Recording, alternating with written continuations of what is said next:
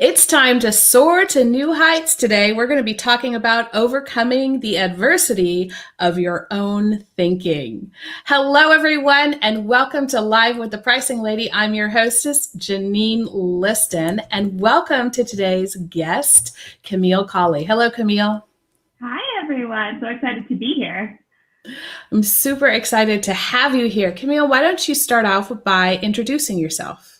Yeah, absolutely. I am Kamille, obviously, and I'm from Southern California, born and raised in Southern California, and pretty much my whole journey, and we'll obviously jump into it as we go on here, but my whole journey through entrepreneurship, being a business owner, I have really learned new tactics, new mindsets, new shifts that have just changed everything for me. And of course, we're going to talk about the pricing side of it, but also I have been big on building communities. I ran a first business into burnout.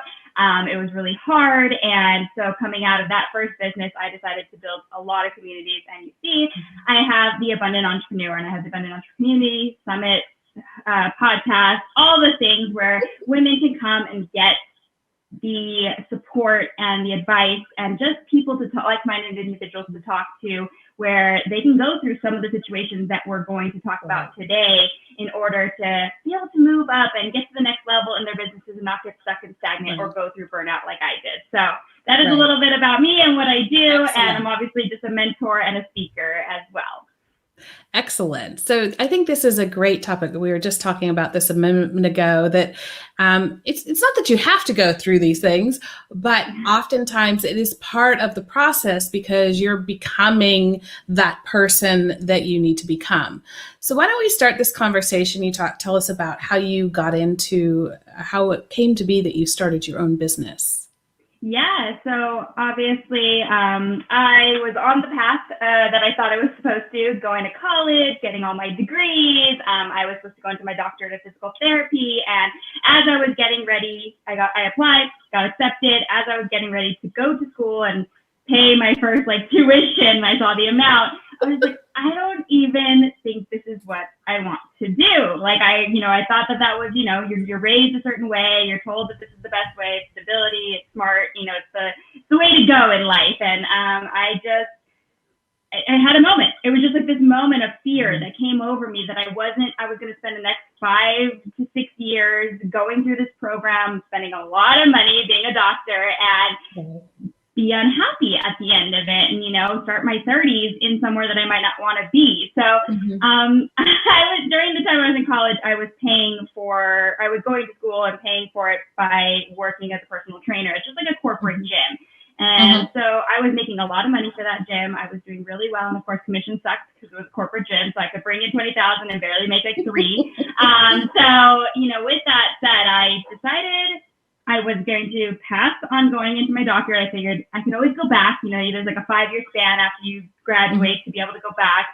And I started my own business. I decided to rent out a gym. I had $197 in my bank account, not saying that everyone should do this, and a credit card.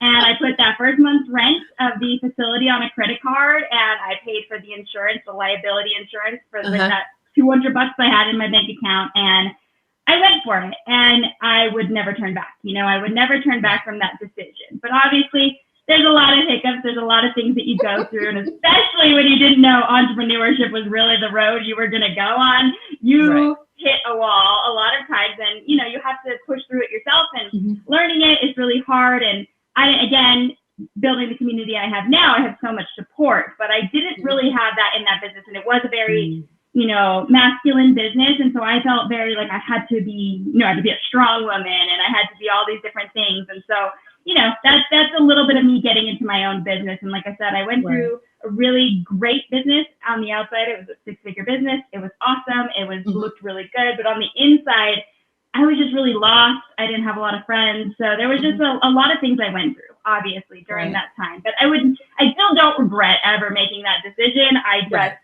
wish I had known some of the things I obviously know now. So that I always say, if anything was to happen and I had to start over, I have my knowledge, and I definitely could now, rather than that first business. Right. And that's a big part of it. I mean, that's just a part of life and growing up, is we learn things, just a couple things along the way. Right. And, when it comes to your thinking, what I thought was really a good point, we can pick this up, is, you said, I felt like I had to be this or that because this was a very masculine environment. And I think a lot of women are faced with that. I know that, people have told me, okay, you just have to run your business like a man.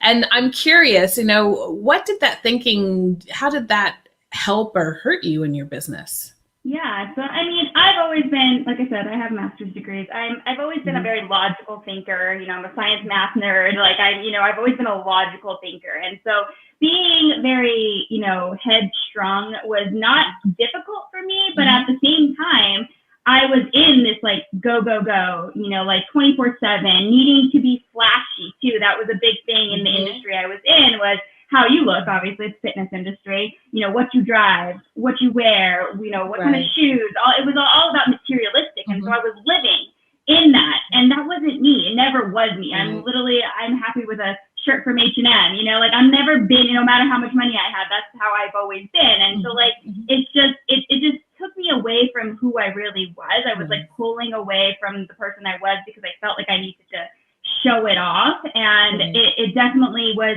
a good thing in a way where my business did thrive, and that part of it was great because I did push really hard, and especially in the first business, you do have to put in more hours than maybe, or your first couple of years of business, you have to put in more hours than you normally would.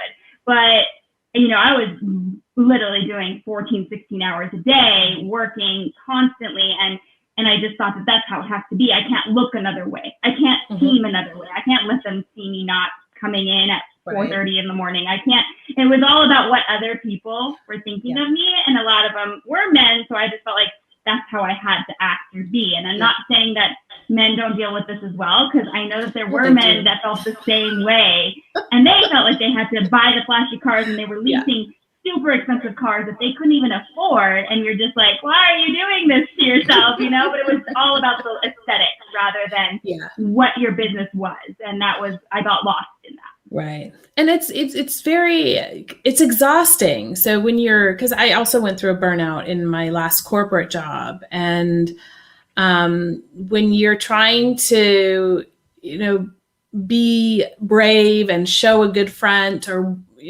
keep up with the Joneses, as we say, if that's, what it is, whatever facade it is that you're kind of putting there, it's exhausting to keep that going over time. So, and it comes down, in any context, whether it's professional or otherwise, it's a very difficult thing to do. That's for sure. Yeah, absolutely. So, Kamille, how did this play into your pricing? Yeah, absolutely. So obviously starting my first business, you're kind of trying to figure out, how do I price myself? Like, what is, and I kind of in the beginning, decided, okay, well, I went by my corporate, experience. I kind of looked at that and said, okay, well, these people are charging that much. Well, I'm not a corporate business. I'm not a big business. I'm just by myself. So I can't charge that much. And, so it was always like these little things that I was like, I would push my prices down because, well, first of all, I was scared that I wouldn't get clients. And then second of all, I was going by these like prices that I knew from my experience in a corporate gym, thinking, well, they get that because people are going to go into a corporate gym no matter what, and they're going to probably sign up with the personal trainers there. That's not going to happen with me, and there was a lot of different factors, including how I felt about myself and being new in the business and all of these things. I definitely had a hard time pricing myself for a while. I got in the first six months of my business.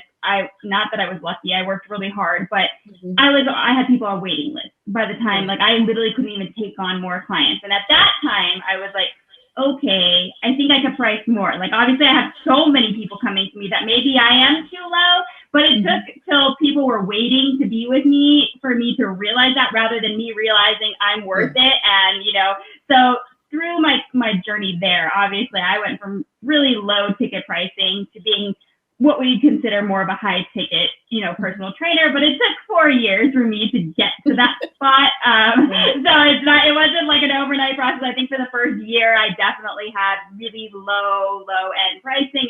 And I was so fearful of all the time that even if I raised my pricing, my current clients weren't going to stay on. And it took a lot of shifts to understand that the people that see my worth will stay on. And the people that know that what I'm giving them is, I'm giving them my all. I was that type of person. I'm always that type of person, that they're going to stay. And maybe the people that can't or don't really see that are going to leave. And that's okay, because that one person is going to replace the other person because I had such low ticket pricing in the first place. But again, this took 4 years of that business for me to like realize. And, about 2 years in, I finally upped my prices really to a point where I deserve them. And that made it so much better for me. Like I felt coming in with like this point of like, I'm worth this, and my clients see it. And so many of my clients did say it didn't really get like, I don't even think any of my clients left, maybe one, I don't remember, but all of them were willing to pay the higher price, and I almost gave them a couple months, but it was, it was like this powerful feeling for me to go, okay, what am I doing? These people see my worth. They know what I give them on a daily basis. And so but it was a process. It definitely was this whole process of going through. I definitely was way low ticket, way underestimating myself in the beginning because I didn't think I was worth it, or I didn't have the experience either, which because I came from a corporate gym, not a person, like an independent gym, and all these things. So there was a lot of different factors that ran into that as I grew. And how did it feel at the time that you were underpriced? How did that feel to you? Or did you even notice what it felt like? You know what? At the time, I don't think I noticed, but obviously in the long term, it did affect me because I was working so hard, and I was paying rent on a facility, right? It was not cheap to pay rent. And there was points where I was working, like I said, 10 to 14-hour days with my clients from 4:30 a.m. to 10:30 p.m., all day at the gym, barely having time to like pee, like literally working, barely eating, barely taking care of myself. And I don't think, and I was a fitness instructor, like I was, in the industry, and I was barely taking care of myself. So I might have not noticed it in the first year or so when I was doing that, but it was hurting me. It was hurting me overall because I was definitely hurting myself. And again, this is what led to the burnout, I think, in the end, because I had gone so long pushing myself for hours on end to barely maybe make rent and have my normal bills paid and not really even have any extra spending money. And so like that was a rough road because I knew I was working so hard and I had so many clients, but I wasn't seeing the fruits of that labor, right? So yeah, definitely it took a toll. I might have not noticed it then, but over the years, it definitely started to progress that I didn't, it was hindering me personally. And when it came to starting your second business, what is it that you did differently that you think has made such a big difference? Yeah, I mean, obviously, working with a lot of people, talking to a lot of people, surrounding myself with people that were in the industry. I was going into the coaching industry initially, and I immediately went to a women's conference and just surrounded myself. Like 2 weeks after I sold my first business, I literally went to a women's conference 2 weeks later. I got married and I went to a women's conference. Literally was all in the same month. It was like a crazy road. And just surrounded myself with people that understood what I was going through and really showed me that I did have like experience and I did have this already coming out of my first business, because it was almost going to happen again to me. Like I kind of stuttered on that, I've never been a coach before, I've been a personal trainer, like that's, like all these different things. And like, it took a lot. It did take a lot to finally get that in my head. Again, it's for maybe the first 6 months I teetered on, do I have enough experience, all these things. But I also went into it knowing that I had this like knowledge of what I had done initially. I went into it knowing that I was worth it, and it took a little bit again, but of course you're working on this daily, right? You're always telling yourself you're worth it, you're valuable, these things that you tell yourself. But I definitely had, first of all, a squad, people that were around me that I could go to when I was feeling like, oh my God, can I really charge this much for one-on-one coaching? And they'd be like, yeah, girl, yes, you can. Like, what are you thinking? So that definitely helped. And then the second part was, obviously just having the past experience of knowing that I had underpriced myself and what I had gone through. And this time knowing if I did that again, I could end up in the same place that I did in my first business. So that definitely changed my perspective. Yeah. And I think that's why one reason why, podcasts and shows like this are so important, because, you can kind of skip some of the painful bits if you reach out to people, if you listen to shows like this, if you understand some of these things up front. And I mean, I always, when I'm on podcasts, people always ask me, what's one word of advice? And if it's not pricing related, then it's usually, get help, because that really is the most important thing. And it doesn't mean you have to go out and spend loads of money unless you want to and are ready to. But, you do need to bring in other people and learn from that. And that's a really important part of the whole process. To me, starting your own business is the biggest self development journey I've personally been on. I think maybe if I had kids, it would be different, but. Absolutely, yeah. I don't have children either, so definitely my entrepreneurship journey is the biggest personal development situation that I have ever been through. And I would, again, that's why I say I would never take it back. I've learned so many things about myself that it definitely is one of those, like, you just never, I never expected it, right? I thought it was business. Business is separate than, what you do on the inside. But it's really, I really believe in that statement where it says 80% mindset, 20% strategy. And I actually believe maybe 90% mindset and 10% strategy, because if your mindset is messed up, the business isn't going to go in the right direction. If you think you're not worth it, you're not going to be worth it. So it doesn't matter how much strategy you put into it. If you don't believe in yourself. Exactly. You might as well just let that strategy go out the door, because it doesn't matter. It's never, you can put out the most amazing packages, launch the most amazing things, but if you don't believe they're going to work, if you don't believe people are going to buy them, then you might as well. Move on to something else. And it's so true. So if there's something that you want people to know from this episode when it comes to, going back to this soaring to new heights because you overcome the adversity of your own thinking, what is it that you really want people to understand from this episode? So I think the most important thing is, when you sit down, and especially if you're sitting down to think about how much you want to charge people, when you sit down and you think about that, don't look at what other people are doing. Yes, it's great to know what's out there. It's great to understand what the lows and highs of the industry are. Of course, that's important. But don't base yourself on what these other people are doing. Use that as maybe a meter, a meter of what you want to do. But, go through what you're going to be offering.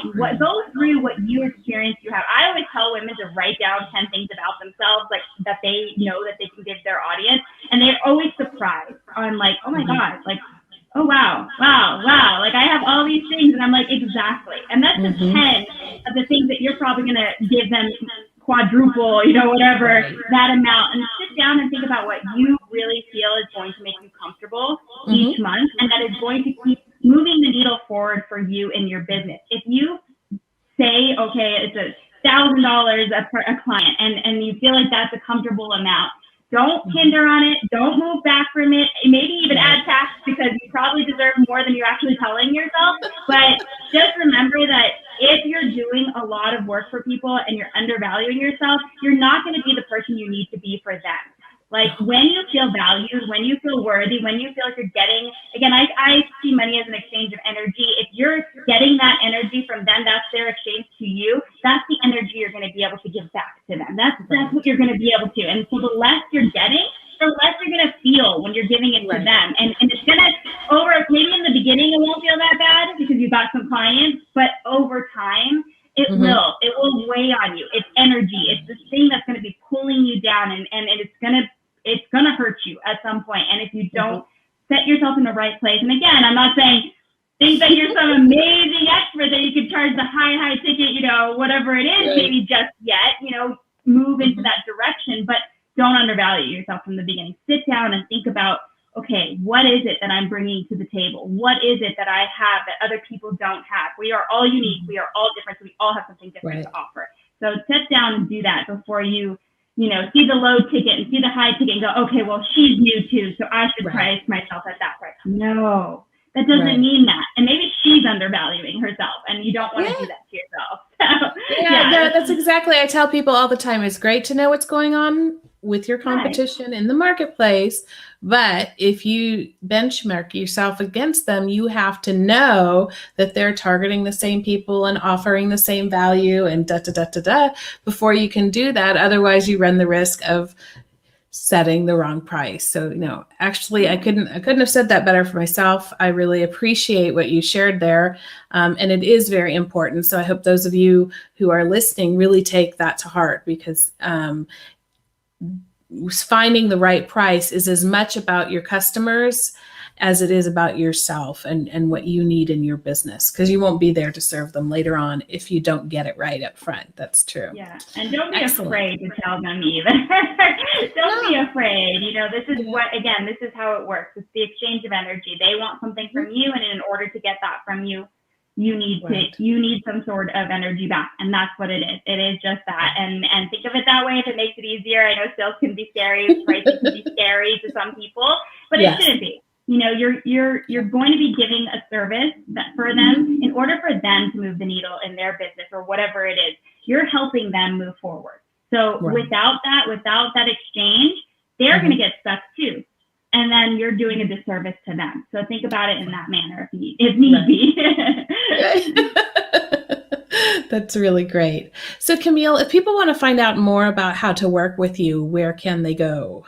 Yeah, obviously I'm always on Instagram, and then I know my website is going to be here. It's at Kamile Cawley, pretty much across the board. You can find me anywhere at KamileCawley.com or at Kamile Cawley. I am on Instagram a lot. It is my hub, Clubhouse as well, but you can't really DM me on there. So those, Instagram or my website. My website definitely has a book a free call on there for a little discovery call, 30-minute discovery call. So feel free and book a call with me if you'd like to talk more. Super. And I will put all the links in the show notes for everyone, and also in the comments here. So if you want to reach out to her, you don't have to work too hard for it. So yeah, super simple. You can find me anywhere. Well, it's been a real pleasure having you on the show. Thank you so much for joining me today, Kamille. Thank you so much for having me. You're welcome. And for all of you out there who are listening to us now or will be listening to us later, thank you so much for joining. Just to remind you, this show is all about helping small business owners build profitable businesses for the long term through better pricing.